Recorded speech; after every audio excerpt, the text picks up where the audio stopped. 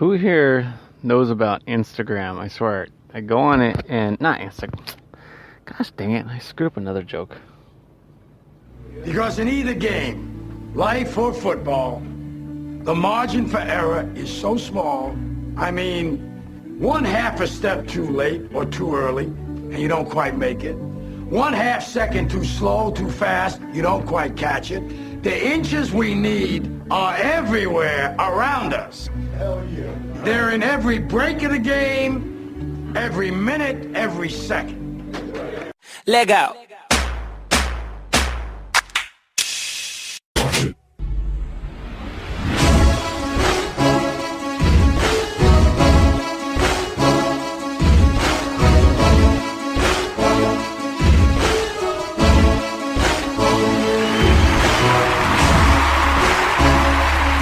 What up, everybody? The joke I was supposed to say wasn't really a joke. I was going to talk about Twitter. Everybody's like, Twitter. You got to do Twitter. And I tried. I logged on. I got a Twitter account a few years ago, and I just feel like it's an explosion of letters. To me, it's like, people talk about, how could the beginning of the world just come together, with all the this it'd be like binary code just all coming together and making sense. And I'm looking at it, and it's just all this data and numbers and other people's pages, and it's like there's, like I always tell my wife, there's no way I could mess around, because I would, for one, I'm just an upstanding guy, but for two, I would be exposed so damn fast, because I would be talking to the wrong person on the wrong account. So you have nothing to worry about. That's for damn sure. But it's just, some people, I guess it's like anything else. Maybe you start with it slow and steady, and you grow with it. But man, they need to have like a not Facebook. God, what the hell is it called? Twitter. They need to have a Twitter for dummies, or like, okay, you're starting over, just real simple, and because you get on it and you start navigating all over the place, and you don't know where you're going or what to look at. That's one thing I like about Instagram, is it's pretty simple.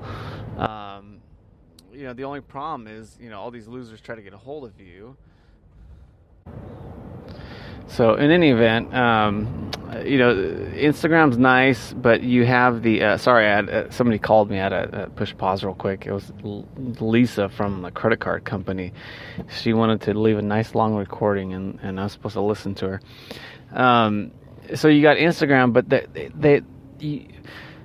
my wife says, why are there, girls on your account on the top? And what it is people follow you, and a lot of them, they plant whatever, and the only way to, it's kind of weird, because I don't want to click on them to block, because now I'm clicking on them, so I don't click on them.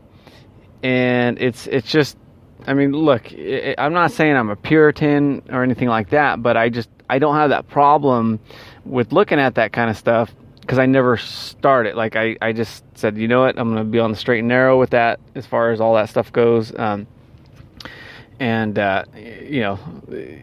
don't, because I think that kind of stuff, people say, oh, well, let me just look at it a little bit more. Well, it's like, well, let me just put a little more oxygen on the fire. It's never enough. So thank God I'm smart enough to know that if you get into that, we'll just say pornography, if you get into that, it's never enough, and it'll just become a bigger problem. And what I love is the fact that my kids could pick up my phone, my wife could pick up my phone, and sort of a few comments of just random stuff that's on there. But I don't have that. Oh my gosh, they're gonna see something, or something's gonna pop up, because that problem never got started. So it's a good way to go through life. Anytime you could lower your stress and not have to cover your tracks, I highly recommend it. It's funny, we were just talking about, I was telling a guy that works with me, they have a piece of equipment that went missing, and it's probably like $1,500 to replace. And And it's on the heels of me just going over, hey, we shouldn't do this to the equipment, it'll get lost. What it is, if you put the equipment high, like on a ladder rack or something, I go, if you're wearing a hat, you won't see it. And you'll forget, you'll drive off. And I literally, probably a week ago, had this conversation with said person, and he said, no, it's, I got it. Well, lo and behold, he put it high, and because he said, oh, he'll remember it. And I'm like, no, it's not going to happen. And so sure enough, we're missing this piece of equipment, and shopping around for it, and got to order a new one. But the problem is, now I'm thinking it's one thing if it was a better piece of equipment, but we're going to be at zero again. I'm going to get this just to replace it, and we're not going to be any better off. Like if it was lighter or faster or better, then I'd say cool, but like that's a silver lining. But it's just money just gone. You just piss it away essentially. And the problem I have is, okay, I let's say it's, to use a round number, it's $1,500. Then I'm like, well, shoot, I could have bought a gun for $1,500. I could have bought new tires. I could have a little mini vacation, out to Catalina. Could have bought $1,500 worth of lotto tickets, something real, invest in my kid's future. All these things, and you can't go around doing that because it'll drive you nuts. And when I was telling James that works with me, I go, it's kind of, you have to, in your life, just say every year there's going to be broken glass. You're going to walk up to your car, you're going to see broken glass.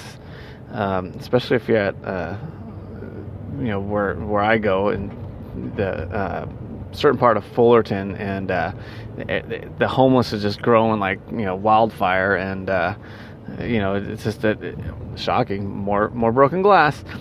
So instead of seeing your car with your, I would say CD's missing, but I guess we're gonna have to come up with a new thing that's missing. What do we have in our car that's valuable anymore? Other than your phone, your wallet, everybody takes it with it. We'll say sunglasses. So your sunglasses are missing, or your Bluetooth, or whatever it is, and you can't, obviously replace it for free. It's going to cost you. And let's say you spend $300 on your window, $200 on the item that's missing. And you're like, oh, it's $500. I could have bought something else with. And there's all these things. Speeding tickets, cost you $500, and what you have to do ultimately is to say, look, in every year there's a thing called life, and in life there's risks and challenges and complications, and you have to say the cost of life is flat tires, a window being broken, your employee leaving a piece of equipment on top of your truck a week after you told them not to, and all these things, you just look at them. That's the cost of doing business. If you have your own company, you're gonna have to raise your rates according. That's part of your budget. And if you work for somebody else, just make sure you're making enough or spending a little bit less in other areas to cover that cost, because literally now you're going to be stressed out. And you got your time that you're on this earth, and they're going to make more time, but they ain't going to make any more for you. When your time's done, that's it. So to waste your time stressed out about these things, especially over monetary things, because you can always make more money. You can work the weekend or start another company, whatever you do, but just get yourself to where, like, okay, that's the cost of living this year. It's built in my budget of BS stuff that happens, whatever it is. We'll I'm just looking at something interesting right now. I'm driving by there's a car that's on the grass. It's the weirdest thing. And two cops are around it. It's probably diabetic. What a loser. Anyway, so let's not stress out about that stuff, and I will try to lead by example, and I'll never bring it up again. The fact that I have to pay $1,500 for something that I've already bought. I just bought. And in any event, you can bring it up for conversation, conversation piece, but don't let it really ruin your day. I mean, if anything, just with me, just material. Believe me, I need all the help I can get. We're doing not that well as far as sales go. There's all these things that are doing okay with the food company. And one thing that I was just talking to somebody about was planting seeds. And you know what it is, I got these little things starting to trickle in, and I was, at first I just instant messaged everybody, sent emails to everybody, stopping in these stores and giving them samples. And you do get tired of it, especially because I got another, the cleaning company that keeps me busy, and then the 4 kids keep me busy. And I need a supervisor for the kids, so I could just tell the supervisor what to do and just check in on them. So I started, the little repercussions of that. People started emailing me or getting a little more responsive to my planting of the seed, so to speak, in cells. And it's kind of nice because you get this, and now you get a little momentum. And it's funny because once one thing goes well for you, then the next thing, it does pretty good. It's just easier to go to the next call or the next meeting, to fire the next email, or text, or however you're reaching out to people. So it's getting easier because people are starting to respond. But it's like, I could just picture if I started today, I wouldn't have this positive response. But you expect, oh yeah, I'm gonna crush it because the product we have is really good. It's super good. It's really positive. But everybody has their no chambered, so you have to get past all that. But I think now that we have our momentum, you just got to move forward, take advantage of that, because you are going to have your dry season too. So I need to keep on planting seeds and keep on calling people. And I haven't really had one big sell. We have a lot of people that are waiting on the sidelines. Some of the household names, different companies, we all heard of, and the GNC and Trader Joe's and stuff. So as these little companies start to order our stuff, the other companies, they tend to follow suit. They want somebody else to be the first through the door and get slaughtered. So it's kind of exciting. And then it kind of clarifies what you're doing too, because I think a lot of times when you're not doing well, you want to just talk about things to make yourself feel better. And some of them may be relative and some not, so at least now you got things to focus on and compound on. And I was just thinking, when I was writing these emails to these people, one thing that I think we should all do anytime we send an email, instead of saying, hey, our product is great, buy us, create a little problem. You want it to be true. You don't want to be a liar. But like, for instance, we have these big companies that want to order a lot of stuff, and when they order a lot of stuff, it'll shut us down. They're not quite at the point of ordering yet, but they kind of are. It just depends on how who's pitching it.